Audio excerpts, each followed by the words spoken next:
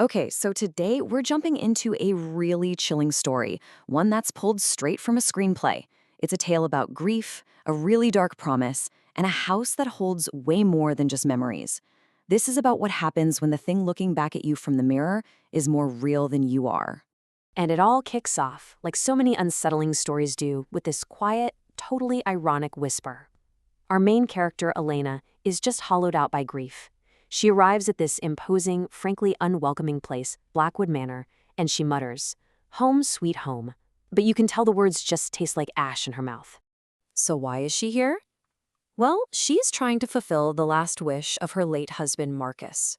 He made her promise if he died first, she had to live in his family home and, get this, finish what he started.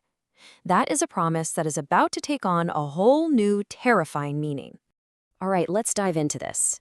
From the very second she steps through the door, the house doesn't greet her with any kind of comfort. It's just this cold, oppressive sense of unease, you know? The very air feels like it's hostile, like it's watching her. And everything is just a little bit wrong. Dust is just hanging in the air like a shroud. But it's the family portraits. They're the thing that really get under her skin. In every single picture, her late husband's eyes are just cold. Even in their wedding photo, which should be this moment of pure joy, he's not smiling at all. So Elena, she tries to rationalize all the strange things happening, the whispers she thinks she hears on the stairs, that creepy cold that follows her around. But the most prominent features of this house are its mirrors. There are so many of them, and they are about to reveal their true horrific nature. She glances into an antique mirror and she sees her own reflection blink, but it's a fraction of a second too late. It's this jarring, totally impossible moment. But she tries to convince herself it's all in her head. Grief makes ghosts of everything, right? Just a trick of a tired, sorrowful mind. But later, in the absolute dead of night, the house decides it's done being subtle. At exactly 3:17 a.m., Elena wakes up, and the room is freezing cold. And right across from her bed, that same antique mirror, it starts to emit this faint, kind of sickly glow. So she looks at the space right beside her bed, and there's nothing there. It's empty. But when she forces her eyes to look at that glowing mirror, the reflection is telling a completely impossible story. Her dead husband, Marcus, is standing right there, just staring down at her. The figure of Marcus in the glass, it raises a finger to its lips and warns her, "Shh, you'll wake the house," as if the house itself is some kind of sleeping predator. And in just a moment of pure primal panic, Elena just screams and hurls something, shattering the mirror and plunging the room back into total darkness. The next morning doesn't bring any relief. In fact, it brings a visitor.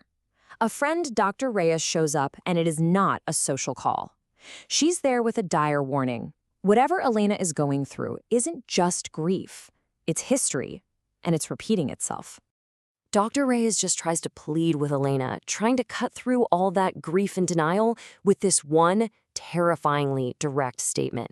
She basically says the history of Blackwood Manor and the fate of the women who live in it is a lot darker than Elena could possibly know. And then Dr. Reyes reveals this absolutely deadly pattern. Marcus's grandmother and his mother, both of them widows, both of them died right here in this house, and both of their deaths were officially ruled as suicides.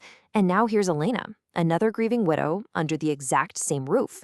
The question is she destined to be the next one? But Elena, she doesn't listen to the warning. She's undeterred. She goes searching for answers herself, digging through these old dusty trunks up in the attic. And that's where she finds the most terrifying confirmation possible, scrawled in her husband's own frantic handwriting. Yeah, she finds Marcus's journal, and it's not some collection of memories. It is a desperate, desperate warning. He writes about this creature that sees through reflections, a thing that wore his face when he was at his weakest, and now it intends to wear Elena's. He's begging someone, anyone, not to let it finish the circle. And it's like his words summon it. The thing wearing Marcus's face appears. But it's no longer just a reflection. It's a solid, terrifying presence in the room with her. And it greets her with this absolutely haunting line, pretty much saying that in Blackwood Manor, the dead never really leave. But Elena, she thinks fast. She grabs a shard from the mirror she shattered the night before. She holds it up, and in that tiny piece of glass, she sees the creature's true form, a horrifying monster with these pitch-black eyes and a stretched, inhuman mouth, all hiding behind a familiar, beloved face. So she fights back, just on pure instinct. The creature lunges, and she slashes its face with that shard of mirror. But instead of blood, this thick, dark ink just pours from the wound. It lets out this horrifying scream that sounds like it's made of countless voices, and in that one instant, every single mirror in the entire manor cracks. Well, that triggers the final desperate chase. Elena is just fleeing through the house, trying to escape a monster she can now see reaching for her from every single cracked reflective surface. The end of the circle is getting very, very close. She finally reaches the heavy front door. She's fumbling with the lock, just desperate to get out. She takes one last glance at the large mirror in the foyer, and it reveals the final, devastating truth.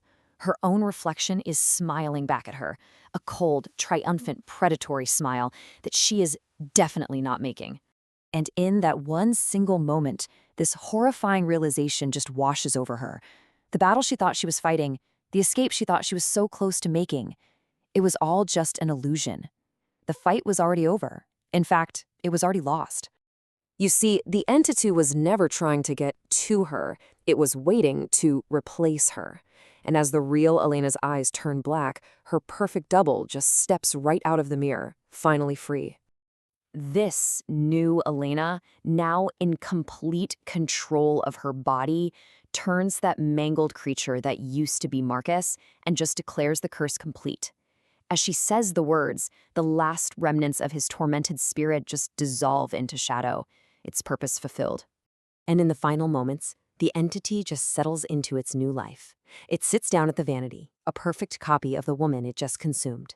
It looks into the mirror, and this time, its reflection gives a little conspiratorial wink back. The predator is perfectly at home, having successfully captured its prey. And the story just leaves us with this chilling final thought. Some houses don't want new owners. They want new tenants. And they're perfectly happy trapping the originals forever in the glass.